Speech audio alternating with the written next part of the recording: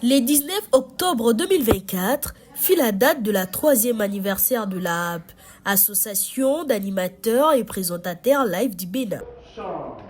Joyeux anniversaire, joyeux anniversaire, joyeux anniversaire à P. Joyeux anniversaire. En anglais. Happy birthday to you. Happy birthday to you. Happy birthday to you. Happy birthday to you. Enfant, c'est pas confirmé. J'y présente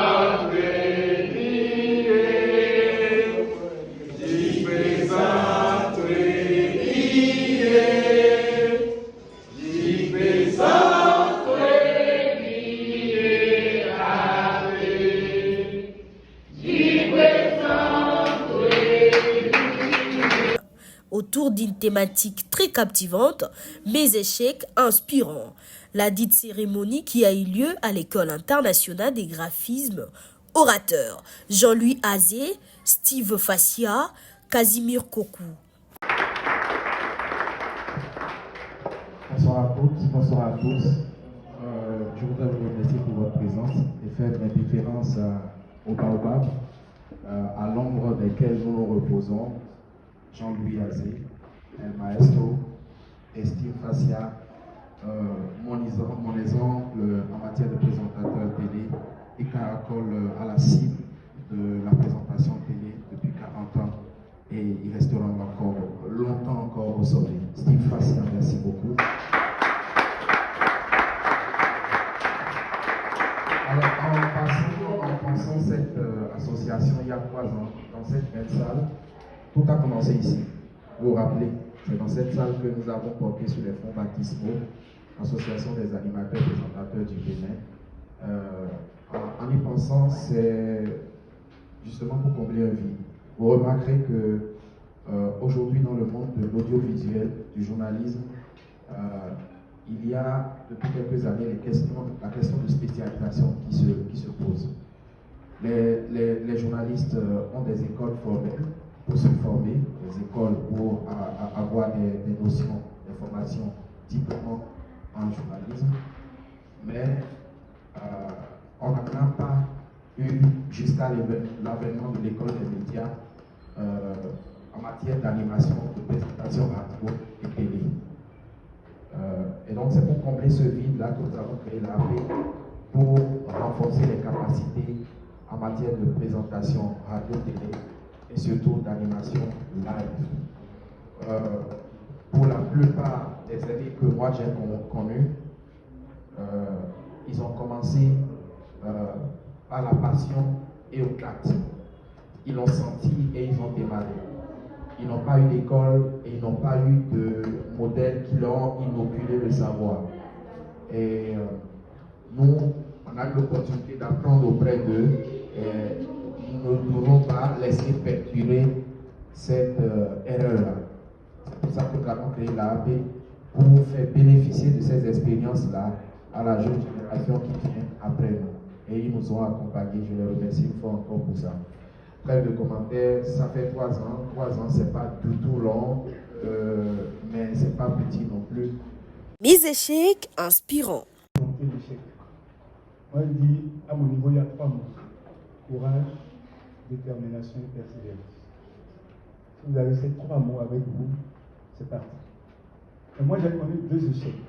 Et là, je vais sortir du cadre auquel vous pensez pour vous dire que les échecs qui m'ont marqué, c'était d'abord le 16 février 88, quand, dans le cadre de l'exercice de ma profession, j'allais au nord avec un orchestre, on a eu un accident. 3 sont décédés, Dieu merci. C'est pas malheur, moi je suis resté. Et Ça devait être un échec. Je devais laisser tomber le micro à ce moment-là. Mais j'ai continué jusqu'aujourd'hui. Je ne sais pas si vous voyez l'illustration que je vous donne. Deuxième, c'est récent et je suis en train de porter ça encore. Vous allez voir que mon visage est un peu déformé. J'ai enlevé deux molaires, 2 dents. Et ça a mal tourné. Depuis longtemps, bientôt 1 an. Je suis bloqué à la maison. Je ne sors plus, je n'anime plus. Parce que tout le monde qui te voit, mais qu'est-ce que tu as fait? Ça va bien maintenant, hein? Avant, c'était une grosse boule que je trimballais. Mais j'ai dit, mon métier, je ne vais pas le laisser. Mes échecs inspirants. Tout propos, rendre un vibrant hommage à Steve Fatia ici présent,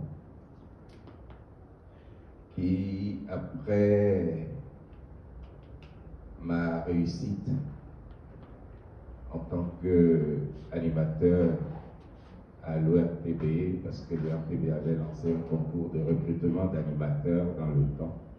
Nous étions un certain nombre à être retenus, dans Dani Boudji, Loïc Bruno, Lamson, Ahmed Tounou, pour ne citer que ceux-là. On nous a mis en stand-by parce que le RTB voulait se donner de la visibilité, se conformer aux standards normaux dans le temps. Donc, quand on envisageait de faire des émissions de variété, des émissions grand public, alors il fallait retrouver, rechercher de jeunes animateurs, de nouveaux visages pour animer ces émissions. Il faut dire plutôt que moi j'ai eu de la chance, en tant que né de nouveau, la chance. Merci à vous tous qui avez accepté. Écoutez les jeunes que nous sommes dans le métier, les plus petits. Je voudrais dire à Rudy toute mon admiration pour ce qu'il fait avec son équipe pour permettre à ce que cette noble, profession ne meurt jamais. Nous sommes pratiquement les meilleurs dans la sous-région, en dehors, bien évidemment, de la Côte d'Ivoire, qui se donne certains moyens pour progresser davantage. Quand bien même nous sommes laissés pour compte, nous faisons de la magie pour donner du plaisir à nos spectateurs, à nos auditeurs, à nos téléspectateurs. Mon premier échec, celui que vous voyez ce soir, c'est que comparativement à Steve, à Fofo Jean-Louis, moi j'ai des tas de papiers que je vais lire. Pourquoi? Parce que depuis un moment, j'ai un petit trou et je pourrais dire que c'est un échec. Il faut aller chercher des papiers. Alors vous me permettrez de rentrer dans le vif du sujet et de prêter un peu attention à ce que j'ai rédigé pour nous et pour vous. Je suis sûr que cela va inspirer plus d'un. Mes échecs inspirants. Ça n'a pas concerné ma profession, ça a concerné ma vie à cause de ma profession. Et vous savez, quand j'animais à la télé, j'étais en leadership. Il n'y avait pas de Canal+, il n'y avait pas de LC2, il n'y avait pas Golf, toutes les télés. C'était l'ORTB, point, stop. Mon succès était si énorme. Parce que j'ai toujours dit que quand moi j'allais à la télévision, après avoir fait toute forme d'animation, j'ai animé du live tout le temps, mais à un moment donné, j'étais en quête de célébrité totale. J'adore la célébrité. J'aime ça. Comme Jean-Louis adore le live. Mais à un moment donné, j'ai eu l'impression que l'animation live ne permettrait pas d'être une grosse vedette. Parce que j'avais déjà côtoyé beaucoup de vedettes. J'avais été le manager de Nell Oliver. Nous avons fait beaucoup de spectacles dans beaucoup de pays africains. J'avais vu la Star System. Il n'y avait pas les animateurs, pardon, les chanteurs, les vedettes que je n'avais pas vues pendant que j'étais manager. Et c'était une fille qui me plaisait.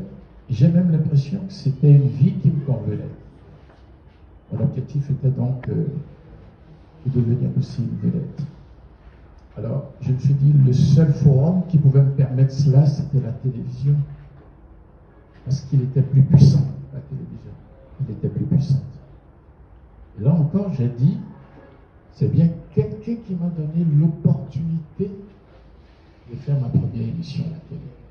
Vous pouvez avoir tous les talents. Si quelqu'un ne vous donne pas l'opportunité, vous allez mourir avec votre talent, avec vos frustrations. Lorsque donc en 91, j'ai eu l'opportunité de faire ma première émission, c'était exactement le 6 juillet 1991. Je crois que le Bénin avait découvert un jeune mince, maigre, noir, avec beaucoup de cheveux, mais paraît-il d'un talent inouï. Donc je n'étais pas apprêté à ça. J'étais apprêté à réussir, j'étais apprêté à gagner des victoires à la télé, à être un homme connu, célèbre. Mais j'ai été moi-même dépassé par l'ampleur du succès que j'avais. Il n'y a pas de doute. Déjà à l'époque, je fumais ma cigarette, je fumais mes Marlboro, je fumais les King Size, etc. Oui, je fumais déjà un peu de joint. Un peu de joint, l'herbe, le chanvre indien. Oui, je l'ai grandi avec ça. Et lorsque vous avez tant de succès, on a envie, on ne tient plus seul, on tient avec des substances, ce qu'on appelle des stupéfiants. Donc, j'ai renforcé mes consommations de drogue, d'alcool surtout, etc. Oui, c'est délicieux pour l'âme, mais ça vous détruit toujours. Consommation en consommation, il n'y a pas de doute. Vous sombrez. Et les femmes qui ont causé ci et qui ont causé ça. Et c'était en 98. J'ai fait 2 tentatives de suicide. Heureusement qu'ils n'ont pas marché. Au fond, si ça n'a pas été marché, ça n'a pas marché parce que je n'étais pas aussi sincère. Hein. Je dis, bon, je vais me tuer avec quoi? J'aime pas la douleur. Je dis, bon, un pistolet, je ne vais pas en avoir. Il paraît qu'on se taille les trucs. Ah, moi, je ne vais pas me suicider, ça fait mal certainement. Tu vas prendre un poison à diagnostiquer parce qu'on a extrêmement mal au ventre. Donc, quel choix je ferai? J'ai fait des choix légers pour ne pas mourir. Mais je crois que c'était plus pour attirer l'attention sur mon sort. Donc, j'ai fait 2 tentatives qui ont échoué. Effectivement échoué parce que je les avais programmées aussi pour échouer. Et cet échec où j'étais complètement dans la noirceur, 2 grandes choses sont arrivées dans ma vie. La première, à un moment donné, j'ai compris que ma vie était éphémère. J'ai compris que mon succès était éphémère. J'ai compris que toutes ces femmes-là, puisque de toute façon, vous savez, il y a des motos qu'on appelait, des mobilettes qu'on appelait P50 à l'époque. Je gagnais, oui, j'en achetais tellement. Moi, je distribuais ça aux filles. Oui, etc. Il y a eu les maths, j'en achetais beaucoup. J'en donnais. Je suis un homme généreux. Je faisais. Mais quand je suis tombé, j'ai vu personne. Hein. J'ai vu personne. À un moment donné, j'ai recensé même pour aller récupérer mes motos chez les filles. J'ai compris que ce n'était pas élégant. Alors, les échecs, et cet échec surtout, m'a permis de retrouver 2 choses. J'ai compris que mon succès n'était basé sur rien. J'ai compris qu'il était vrai, cigarette. Bon, la seule chose que je n'ai pas laissé à l'époque, c'était l'alcool. Je pouvais toujours, parce qu'on n'arrive pas à tout laisser. Mais déjà, arrêter de se droguer, de fumer, c'était déjà important. Dieu... Ah non, ça, je n'ai pas laissé. Mieux, je vais vous raconter l'histoire. Il y a un pasteur qui voulait prier pour moi, pour me délivrer de mes vices, quoi. D'accord. On faisait la prière. Esprit de colère, sort. Je dis, ok, ici. Esprit de cigarette, sort. Aucun problème. Il racontait tellement d'esprits qu'il était en train de sortir. Et il dit, esprit des femmes. Je dis, ah, pasteur, ça va.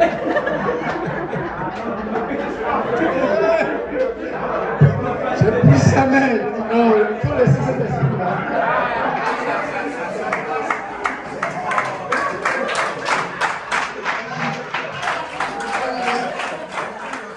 Il faut me laisser cet esprit-là.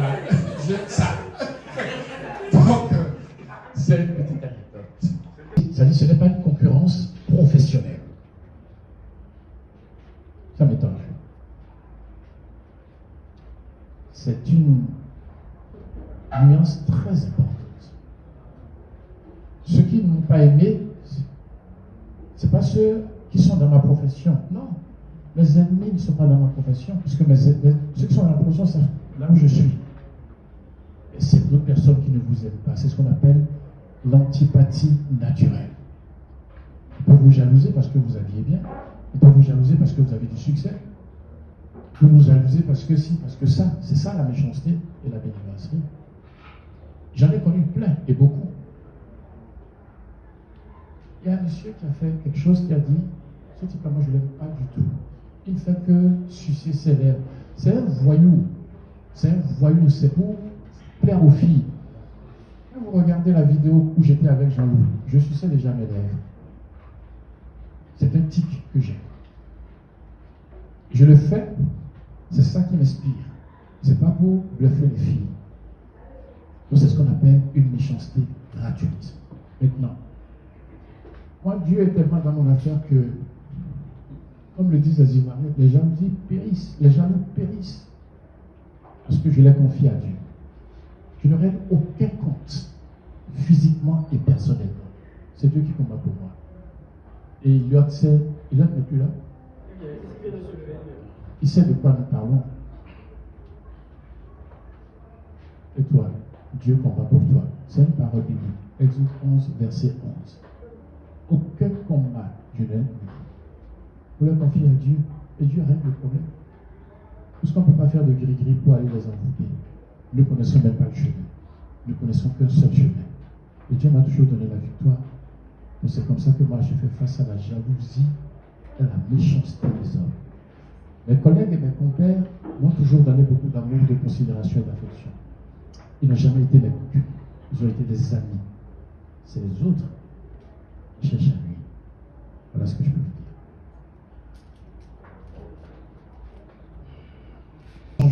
Dieu veut parler. Et j'avais monté une petite église, pas église, mais un centre où je priais pour les gens. Ouais.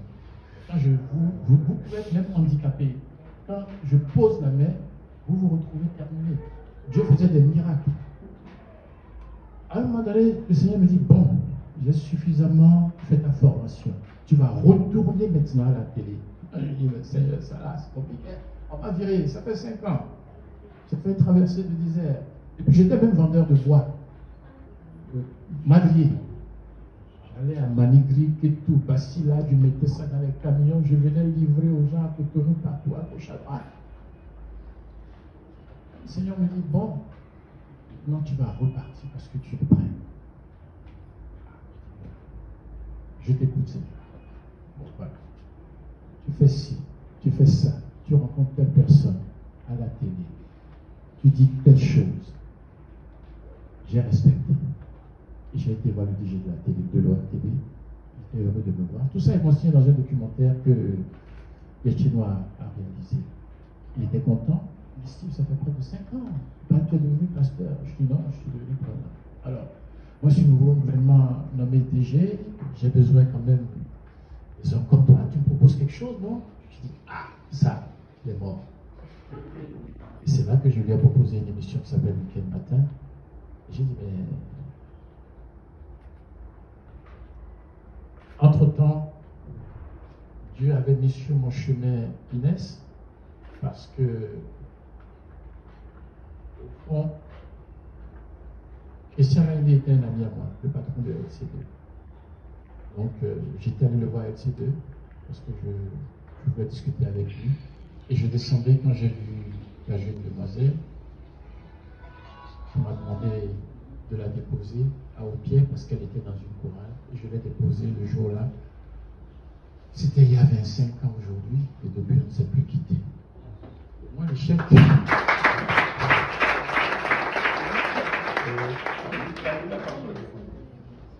J'avais fini de la déposer.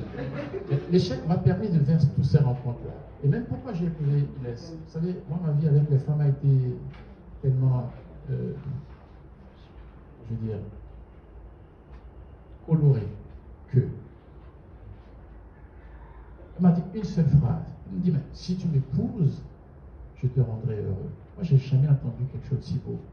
Aucune femme ne m'a rendu heureux. On m'a donné du plaisir. Peut-être du bonheur, mais pas heureux. Et ça m'a tellement touché. Je dis, donc je peux être heureux. Une femme peut me rendre heureux. Donc je vais t'épouser. C'est comme ça que ça s'est passé. Bref. Donc, quand il m'a dit, fais-moi des propositions, c'est là que j'ai créé Média Production. Parce que je lui ai dit, tu ne peux plus être employé à la télévision. Et Média Production, il n'y avait aucune boîte de production qui produisait des émissions. C'était une grande révolution. Et personne n'y croyait. Il n'y a que moi et mon Dieu. Parce que Dieu m'a dit, tu crées ta structure, tu vas proposer. Et on ouvrait l'antenne à partir de 17h. J'ai dit, moi, je vais ouvrir l'antenne le matin. On dit, mais non, ça ne te fait pas. Je dis, mais je vais le faire. Et ça ne marchera pas. Je vais le faire. C'est pour ça que j'ai appelé ça week-end matin, parce qu'on commençait tôt le matin. J'ai dit, mais maintenant, nous allons rentabiliser les émissions. Monsieur Fassia, vous proposez quoi? On va mettre de la publicité dans les émissions. Mais personne ne le fait. Vous avez vu ça où? On va le faire. Donc, et la mayonnaise a pris, week-end matin, et puis j'ai redémarré. Et Dieu me disait, tu vas repartir. Mais à chaque fois que tu vas commencer ton émission, tu dois glorifier mon nom. Tu feras une exhortation de 1 minute, 2 minutes pour dire qui je suis. C'est pour ça que je fais l'histoire de la vie à chaque émission. J'ai fait peut-être 1000 histoires, mais je n'ai jamais répété une seule histoire, mais Dieu m'a toujours inspiré. Donc, en réalité, c'est quoi? Mon renvoi de l'ORTB, c'était le plus grand échec de ma vie. Ça m'a permis de recevoir Dieu, de recevoir Christ. Ça m'a permis d'avoir une épouse. Ça m'a permis de créer une entreprise qui est Média Production. Ça m'a permis d'être un chef d'entreprise.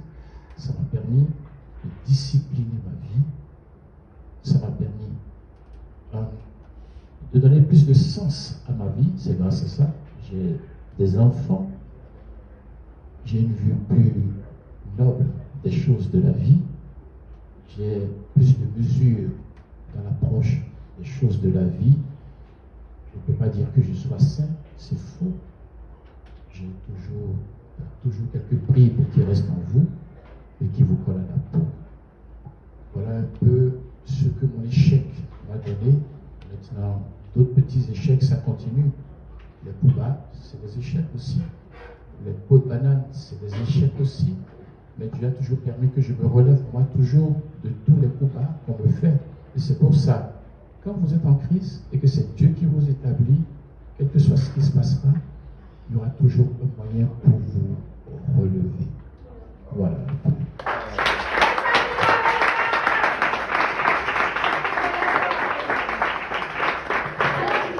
Une vraie masterclass. Avec les experts d'immédiat, la perfection et le partage étaient au rendez-vous. Tout au long de cette expérience, avec le jet des questions-réponses, respectivement à leur spécificité d'animateur, télé, radio, live, toutes les préoccupations étaient résolues. Après échange et partage, dont tout le monde est sorti gagnant, un moment d'apéritif dînatoire est ouvert à tous. pour une clôture ambiante. 3 mots: la détermination, la persévérance, le courage. Peu importe le nombre de fois tombé, tu peux encore te relever. Mes échecs inspirants.